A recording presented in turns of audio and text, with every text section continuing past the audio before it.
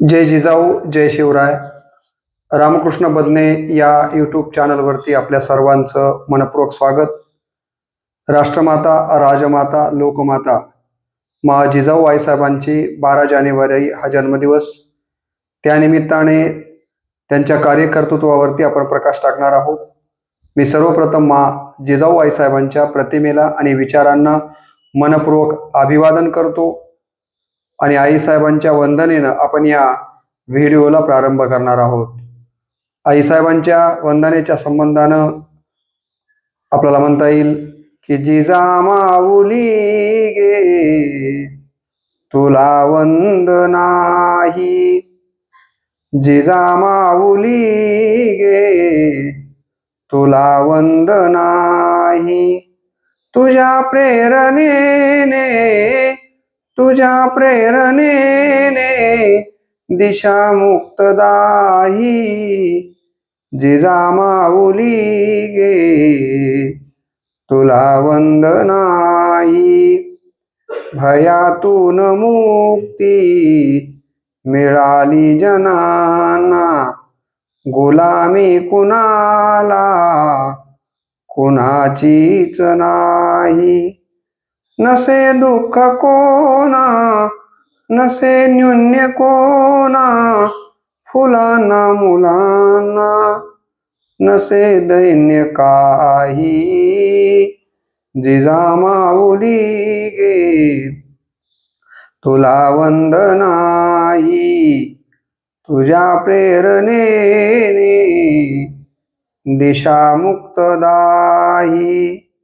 जशी पार्वती ती प्रिय शंकरास, जशी पार्वती ती प्रिय शंकरास, तशी प्रेरिका गे शहाजीस तूही. जसा संविभागी बळी पूर्व काळी, शिवाजी जनांच्या तसे चित्त देही, शिवाजी जनांच्या तसे चित्त देही. तुझ्या संस्कृतीने, तुझ्या जागृतीने प्रकाशात नाती मनेही प्रवाही, जिजा माऊली गे तुला वंदनाही. तुझ्या प्रेरणेने दिशा मुक्तदाही. तुला वंदिताना सुखी अंग अंग, तुला वंदिताना सुखी अंग अंग. खरा धर्माता, खरा धर्माता शिवाचाच पाही, जिजा माऊली गे तुला वंदनाही. तुझ्या जिजा माऊली गे तुला वंदनाही. तुझ्या प्रेरणेने दिशा मुक्तदाही, तुझ्या प्रेरणेने दिशा मुक्तदाही. अशा मा जिजाऊ मासाहेबांना पुनश्च एकदा त्यांच्या वंदनेतनं मनपूर्वक नमन करून या ठिकाणी स्वराज्य संकल्पक शहाजीराजे, स्वराज्य संस्थापक छत्रपती शिवाजीराजे व स्वराज्य संरक्षक छत्रपती संभाजीराजे यांच्या कार्यकर्तृत्वात सिंहाचा वाटा असलेल्या, खरं तर त्यांना आदर्श कन्या, आदर्श पत्नी, आदर्श आई आणि आदर्श आजी म्हणून देखील ज्यांचा गौरवानं उल्लेख करावा अशा खऱ्या अर्थानं जर कोण असतील तर त्या मा जिजाऊ आईसाहेब आहेत. ही गोष्ट आपण लक्षात घेतली पाहिजे, कारण या सगळ्या भूमिका आईसाहेबांनी अत्यंत खंबीरपणे आणि अत्यंत या ठिकाणी चांगल्या पद्धतीनं पार पाडलेले आपल्याला दिसून येतात. असा या मा जिजाऊंचा जन्म 12 जानेवारी 1598 बुलढाणा जिल्ह्यातील शिंदखेड राजा या ठिकाणी पिता लखोजी जाधवराव आणि माता म्हाळसा राणी यांच्या पोटी झाला. पिता लखोजी जाधव हे अत्यंत पराक्रमी, महत्वाकांक्षी व कुलाभिमानी होते आणि सांगितलं जातं की ते देवगिरीच्या यादवांचे वंशज होते. 4 भावंडांच्या पाठीवरती ही लाडकी लेक जन्माला आली म्हणून लखोजीरावांनी त्या कालावधीमध्ये आपल्या राज्यामध्ये हत्तीवरती बसून सगळ्यांना साखर वाटल्याचं या ठिकाणी सांगितलं जातं. आपल्या राज्यातल्या सगळ्या नगरामध्ये नगर भोजन कित्येक दिवस दिलेली आहेत आणि आपल्या लाडक्या मुलीचं कौतुक या ठिकाणी त्यांनी केलेलं आहे. त्या कालावधीमध्ये देखील मुलीच्या जन्माचं मानावं तेवढं स्वागत इतरत्र केलं जात नव्हतं. स्त्रीला दुय्यम स्थान दिलं जात होतं. आजच्याही कालावधीमध्ये आपण पाहतोय की मुलीला मानावं तेवढं स्थान या समाज व्यवस्थेमध्ये दिलं जात नाहीये. अशा आजच्या वर्तमान काळामध्ये जर स्त्रीची ही अवस्था आहे तर त्या कालावधीमध्ये 16व्या शतकात लखोजीराजेंनी आपल्याला कन्यारत्न झालं म्हणून तिच्या जन्माचा उत्सव साजरा केला. यावरून आई साहेबांच्या जन्माने लखोजीराव आणि जाधव परिवार किती आनंदी झाला होता आणि जाधव परिवारात किती पुरोगामित्व होतं ही गोष्ट आपण लक्षात घेतली पाहिजे.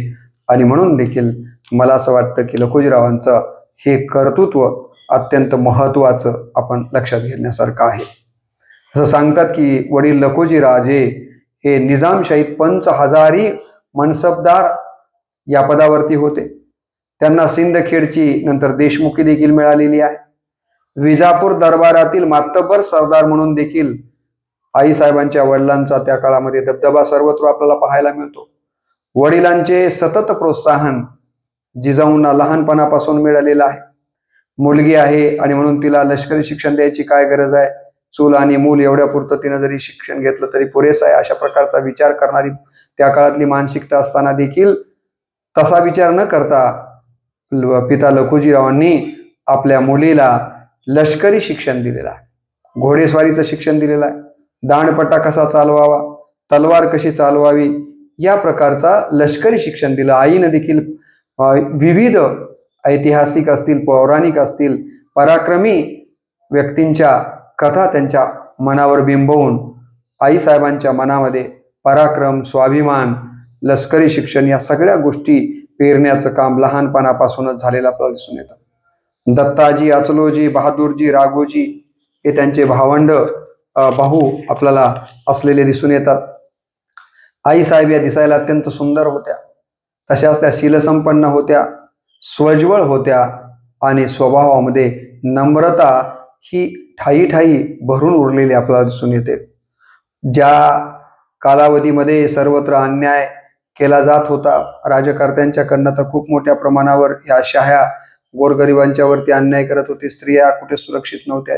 हा सगळा अन्याय आई साहेब आपल्या डोळ्यानं पाहत होत्या आणि म्हणून त्यांना असं वाटत होतं की या अन्यायातनं ही जनता मुक्त झाली पाहिजे आणि जनतेला खऱ्या अर्थानं न्यायी शासन मिळालं पाहिजे. या प्रकारची भावना लहानपणापासूनच आई साहेबांच्या अंतःकरणामध्ये असलेली आपल्याला दिसून येते. पुढे त्यांचा विवाह 1605 साली वेरूळचे जो भोसले घराणा आहे त्या घराण्यातील शहाजी राजे यांच्याशी झालेला आहे. म्हणजे बघा, विदर्भ कन्या आहेत. सिंदखेड राजा हे विदर्भामध्ये आहे. आई साहेबांचं माहेर हे विदर्भ आहे, सासर मराठवाड्यातलं आहे. कार्यकर्तृत्व त्यांनी पुण्यामध्ये जाऊन म्हणजे पश्चिम महाराष्ट्रामध्ये केलं आणि विश्रांती ही त्यांनी कोकणमध्ये रायगडच्या पायथ्याशी पाचोड या ठिकाणी घेतलेली आहे.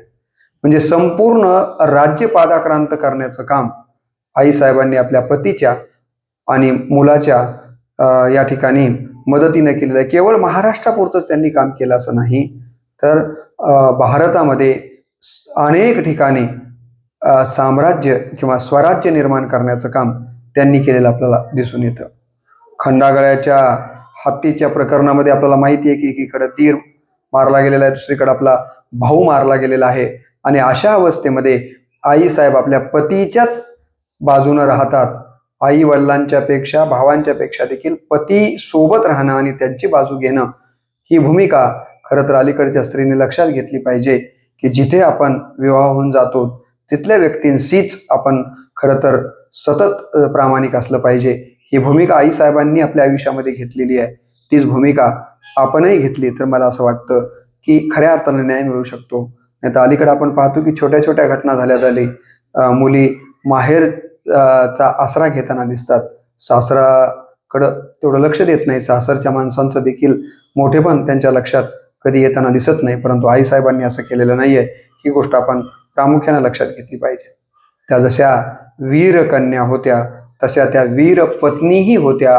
कारण शहाजी राजे हे अत्यंत पराक्रमी अशा प्रकारचे होते आणि तितक्याच पराक्रमी त्यांच्या पत्नी असणाऱ्या आईसाहेब देखील होत्या. ही गोष्ट आपण लक्षात घेतली पाहिजे.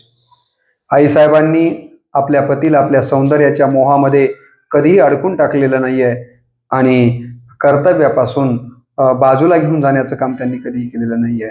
आपला पती आपल्या कर्तव्यामध्ये सतत अग्रेसर झाला पाहिजे यासाठीच प्रोत्साहन देण्याचं काम, त्यांना सहकार्य करण्याचं कामच त्यांनी आयुष्यभर केलेलं आपल्याला दिसून येतं.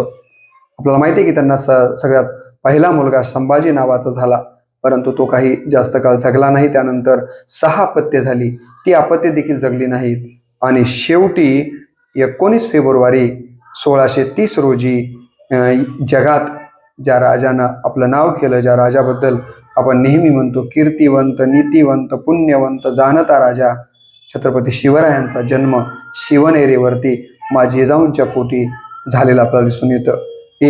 एकच अपत्य आईसाहेबांचं 8 अपत्यापैकी जिवंत राहिलं, परंतु पुत्र भावायचा गुंडा आणि ज्याचा तिन्ही लोकी झेंडा, अशा प्रकारचा 3 लोकांमध्ये झेंडा लावण्याचं काम जिजाऊंच्या या सुपुत्रानं छत्रपती शिवरायांनी केलं होतं.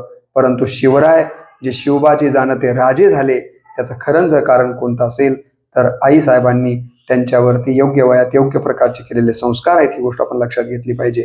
जिजाऊ ह्या शिवबाला जन्म देणाऱ्या राजमाताच नव्हत्या, तर ते लोकमाता देखील होत्या.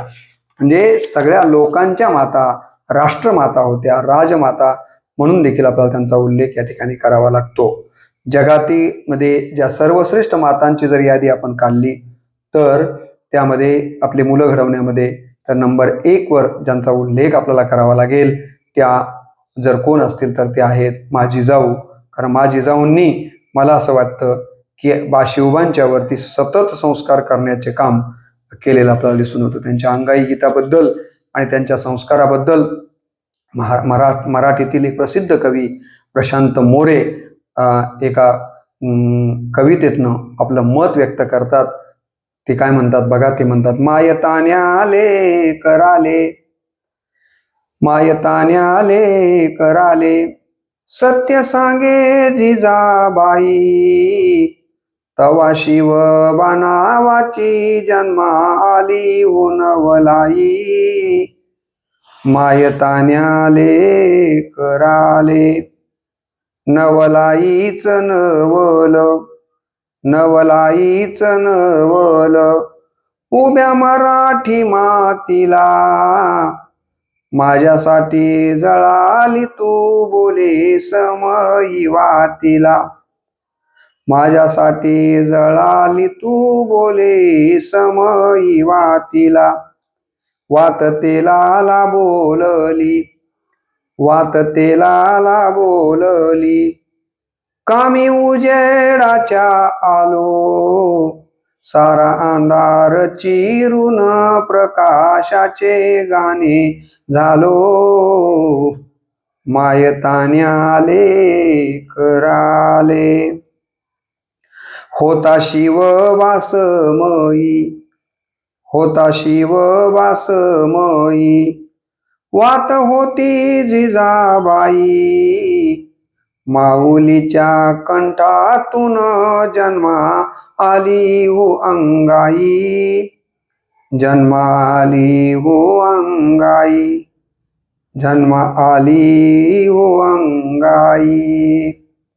तर वात कोण होतं, समयी कोण होतं आणि खऱ्या अर्थानं राजे छत्रपतींना छत्रपती बनवण्याचं काम जर कोणा केलं असेल तर ते आईसाहेबांनी केलं. कारण सिंधुताई सपकाळ, अनाथाची आई सिंधुताई सपकाळ देखील सांगतात की लहान शिवबा असताना त्यांना जिजाऊ पाळण्यामध्ये टाकायच्या, पाळण्याची दोरी आपल्या हातामध्ये घ्यायच्या आणि शिवबांच्यासाठी जिजाऊ काय पाळणा म्हणायच्या. सिंधुताई आपल्या नेहमी भाषणामध्ये सांगत असायच्या, त्या म्हणायच्या, तू जागसी कारे वाया, निज रे निज शिवराया, तू जागसी का रे वाया. निज रे निज शिवराया, बघ निजल्याना तस्याच घाटा खाली. कोकणच्या चवदा चाली, बघ निजलीना बारा मावळ थेट. शिवनेरी जुन्नर पेठ, तो तिकडे सिद्धी जमान, हा इकडे अफजल खान. पलीकडे मुलुक मैदान, हे आले रे बाळा तुझसी धराया.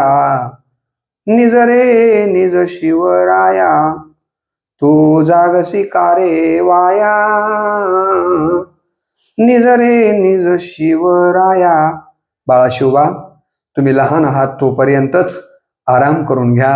तुम्हाला माहिती आहे की आजूबाजूला या सगळ्या शाह्यांनी आपल्या गोरगरिबांच्या वरती अन्याय सुरू केलेला आहे आणि या अन्यायातनं मुक्ती द्यायची असेल तर त्याला एक स्वतःचं स्वराज्य निर्माण करावं लागणार आहे. आणि बाळा, ते स्वराज्य निर्माण करण्याचं काम तुला करायचं आहे आणि त्यासाठी आता आराम करून घे. कारण पुढे रात्र जागून या सगळ्या शाह्यांचा निपात करून न्यायी राज्य आपल्याला निर्माण करायचं. या प्रकारचा संस्कार बालमनावरती जर कुणं केला असेल तर तो माझी जिजाऊंनी केला. ही गोष्ट आपण लक्षात घेतली पाहिजे. म्हणूनच प्राचार्य शिवाजीराव भोसले सर माझी जिजाऊंच्या संबंधानं सांगत होते. ते असं म्हणायचे की या महाराष्ट्रामध्ये जे स्वराज्य निर्माण झालं, महाराष्ट्राच्या वाट्याला, देशाच्या वाट्याला, जगाच्या वाट्याला जे शिवछत्रपती आले ते घडले कुठे तर जिजाऊंच्या मांडीवरती घडले. त्यांच्यावरती योग्य वयामध्ये योग्य प्रकारचे संस्कार मासाहेबांनी केले. आईची मांडी हे मुलासाठी पहिलं विद्यापीठ असतं. आईची मांडी हे मुलासाठी पहिलं संस्कारपीठ असतं.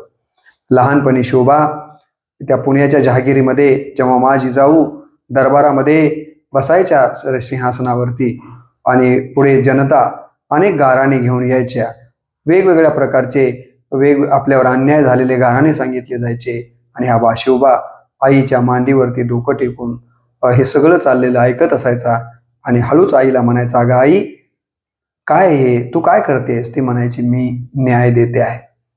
बाळा, अन्याय हा होत असतो, न्याय हा द्यायचा असतो आणि असा न्याय जर गोरगरिबांना द्यायचा असेल तर त्यासाठी आपल्या पाठीमागं सिंहासन राजछत्र असावं लागतं. त्याशिवाय आपल्याला असा न्याय देता येत नाही आहे. माझ्या लेकरा, तू असं राजसिंहासन उभं करशील का रे? स्वराज्य निर्माण करशील का रे?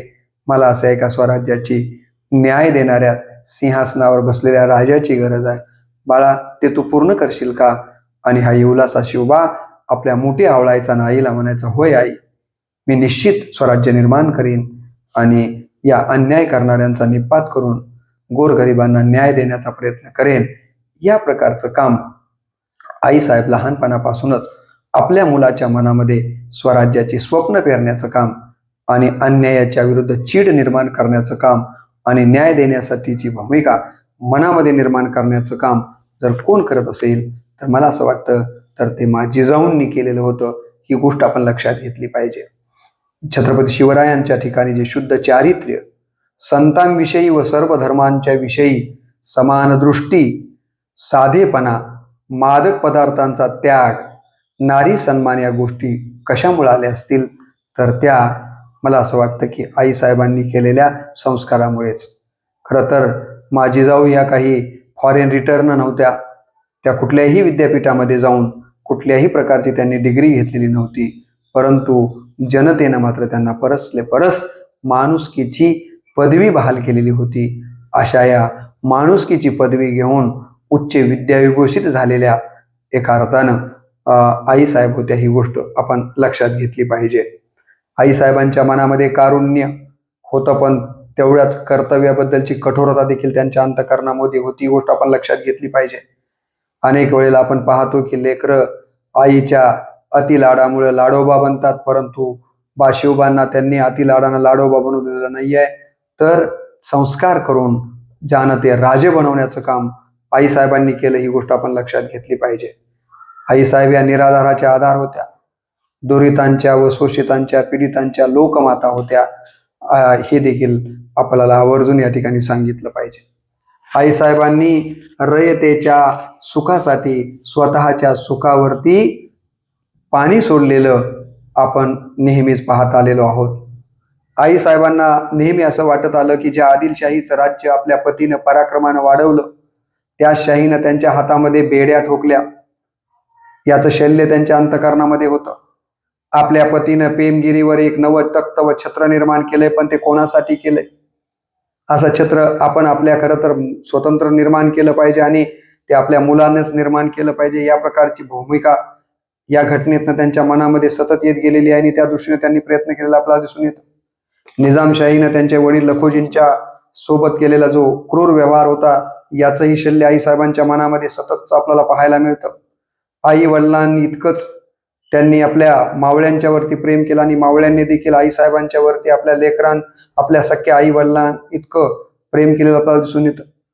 मावळे आई इतकं प्रेम माझी जाऊंना देत होत्या आणि माझी जाऊ देखील सगळ्या मावळ्यांना आपल्या लेकरा इतकं पुत्रवत प्रेम द्यायचं. तुम्हाला माहिती आहे की मावळा एखादा किंवा काही मावळे जर मोहिमेवर गेले आणि लढता लढता जर शहीद झाले, तर त्याच्या सगळ्या परिवाराची चिंता आईसाहेब छत्रपती शिवरायांना सोबत घेऊन वाहत असायच्या. त्या मावळ्याच्या घरामध्ये एखादी मुलगी जर वयात आलेली असेल, लग्नाची असेल, तर आपल्या नातवांशी त्या मुलीचा विवाह त्यांनी केलेला आहे. म्हणजे उघड्यावर आपल्या मावळ्याला शहीद झाल्याच्या नंतर कधीच पडू दिलेलं नाही आहे. अलीकडे आपण पाहतो की देशाच्या सीमांचं रक्षण करताना एखादा सैनिक जर शहीद झाला, तर शहीद झाल्याच्या दुसऱ्या दिवशी म्हणा, तिसऱ्या दिवशी म्हणा, त्याचा जो अंत्यसंस्कार केला जातो, त्यावेळेला मात्र मोठी मोठी आश्वासनं दिली जातात. देशप्रेमाचं वातावरण त्या अंत्यविधीच्या ठिकाणी दिसून येतं. परंतु तदनंतर मात्र त्याची पत्नी आणि त्याच्या परिवाराची खूप अवहेलना समाज व्यवस्थेमध्ये होत असता आपण पाहतो. परंतु अशी घटना मला असं वाटतं की शहीद झालेल्या मावळ्यांच्या बाबतीमध्ये आईसाहेबांनी आणि छत्रपती शिवरायांनी होऊ दिलेली नाही आहे. त्यांचं घर उघड्यावर पडणार नाही याची काळजी त्या सतत घेत आलेल्या आहेत. म्हणून तर त्यांना आपण लोकमाता असा अभिमानानं म्हणत असतो. त्याचबरोबर या ठिकाणी आज ही गोष्ट देखील या ठिकाणी लक्षात घेण्यासारखी आहे. शिवरायांच्या शक्तीपीठ जर कोण असतील, प्रेरणापीठ जर कोण असतील आणि ज्ञानपीठ जर कोण असतील, तर त्या मा जिजाऊ होत्या.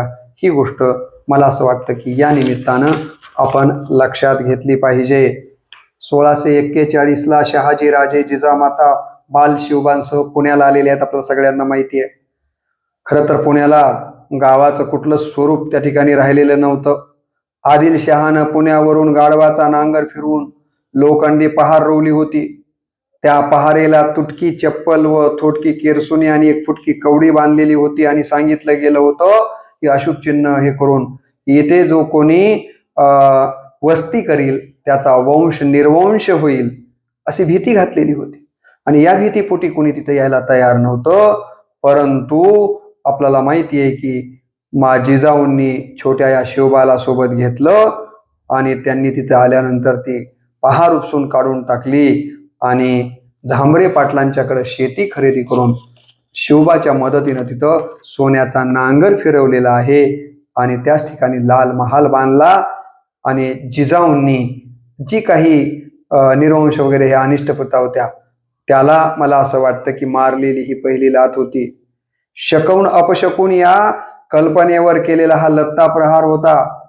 जिजाऊंच्या या धाडसानं सर्वांना धैर्य आलं आणि त्यानंतर तुम्हाला माहिती आहे की आजूबाजूची सगळी प्रजा त्या ठिकाणी यायला लागली आणि आईसाहेबांनी पहिल्यांदाच सहकारी संस्थेची निर्मिती केली म्हणायला हरकत नाही.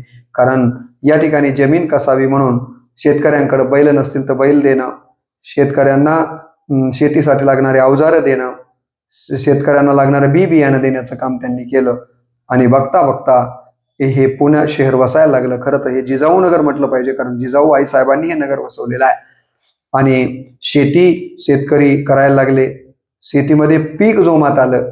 परंतु पीक जोमात आलं तसं तसं त्या ठिकाणी वनचर प्राणी पिकाची नासधूस करायला लागले आणि पिकाची नासधूस व्हायला लागल्यानंतर आईसाहेबांच्याकडं तिथले शेतकरी यायला लागले आणि म्हणायला लागले, आईसाहेब पीक खूप जोमात आले, तुमच्या सगळ्या सहकार्याने हे सगळं झालंय, परंतु हे वन्य प्राणी मात्र पिकाची नासधूस करतायत आणि पीक काही हातात येईल असं वाटत नाही आहे.